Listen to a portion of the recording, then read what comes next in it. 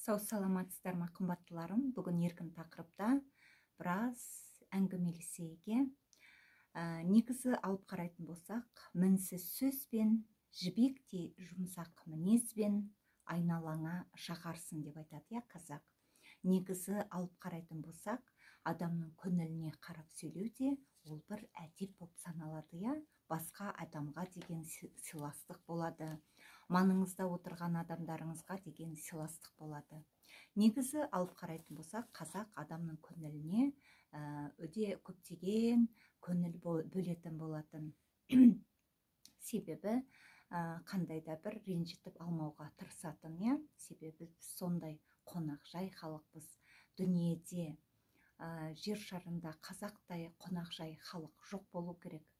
Сондықтан да қазақ халқы әр уақытта өзінің үйіне келген қонағының көңіліне қарайтын, басқалайда бір жерге барғанда да көңілге қарап әңгіме қозғайтын болған.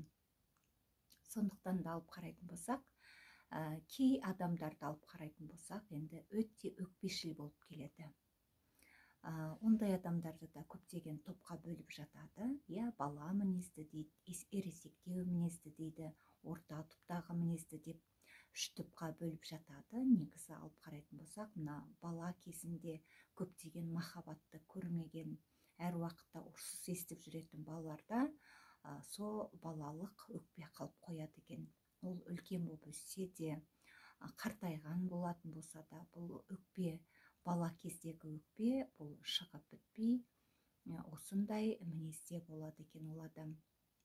Себебі бала кезіндегі қалып қалған өкпесі оның бар өмірінде басқа адамдарға да өкпелеп тұруына осындай бір мінез қалыптастырады екен. Сондықтан да егер де шамаңыз келсе, көптеген мына психология жөнінде кітаптар оқып, немесе сабақтар тыңдап, немесе қазіргі кезде көптеген семинардар болып жатады, я, сондайларға қатысып, өзіңіздің өміріңізді басқа бағытқа бұрып, өзіңізге қандай да бір көмек көрсетуіңізге болады.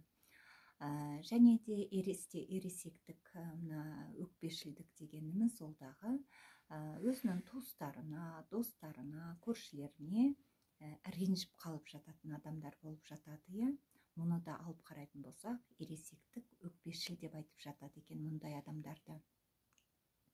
Негізі алып қарайтын болсақ, адам баласы өзінің әр ісіне баға беріп, я, қарау керек. Егер де ол өкпелей беретін адам болатын болса, өзіне баға беріп қараған кезде, не үшін өкпеледім? Бұл адамға не себеп болды? Жұмасына неше адамға өкпелеген екенмін? Немесе айына деген сияқты өзіңізге отчет берген кезде осы жағына да мән беріп қарау керек деп мен өз басым ойлаймын. Себебі неге өкпеледіңіз? Неліктен бұл өкпе сіздің өміріңізде тұр? Басқа адамдарға қарағанда сіздің өміріңізде өкпе неге көп деген сияқты осы жағына көңіл бөлу керек. Негізі алып қарайтын болсақ, бұл өкпе, өкпелегіш адамдар негізі ауруға жақын болып келеді дейді. Ана адамға өкпелейді, мына туысына өкпелейді, мына досына өкпелейді, мына көршісіне өкпелейді, барлығына өкпемен жүргендіктен ол адамның өмірінде де қандай да бір жақсылықтар аз болады дейді. Себебі адам баласы өзінің өміріне қандай жақсылықтарды шақыратын болса, сол өзінің маңайына шоғырлана бастайды дейді. Егер де сіз барлық адамға өкпелеп жүретін болсаңыз, сізді өкпелететін де адамдар маңайыңызда көбейе бастайды.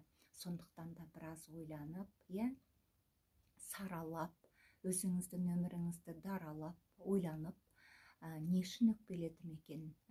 Егер де сіз өкпенің орнына әдемі күлімдеп, жақсы бір отырыс жасап, үйіңізге қонақ шақырып, әдемі тақырып қозғап, және де бір әдемі көңіл күйде немесе театрға барсаңыз да болады, киноға көруіңізге болады, достарыңызбен бірлесіп бір әдемі отырыс құруларыңызға болады, иә, көңіл күйлеріңіз әдемі болатын, әдемі тақырыптарды қозғайтын, көңіл күйді көтеретін. Міне осындай кездерде сіздің көңіл күйіңіз көтеріңкі болғандықтан сіздің өкпе ренішіңіз де азая береді. Сондықтан да өмірде өкпешілдікті қойып, өкпелемеуге тырысып, себебі адам өмірі 5 күндік деп айтып жатады, иә, кімге қанша уақыт бергені белгісіз.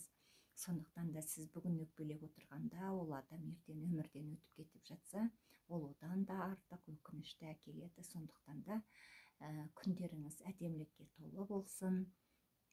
Өкпелемеуге тырысыңыздар, бір-бірлеріңізді түсінуге тырысыңыздар, себебі адам баласын әдемі күндер өмір сүрсін деп бұл жерге жібереді дейді. Сондықтан да әдемі күндеріңіз көп болсын. Сау саламатта болыңыздар.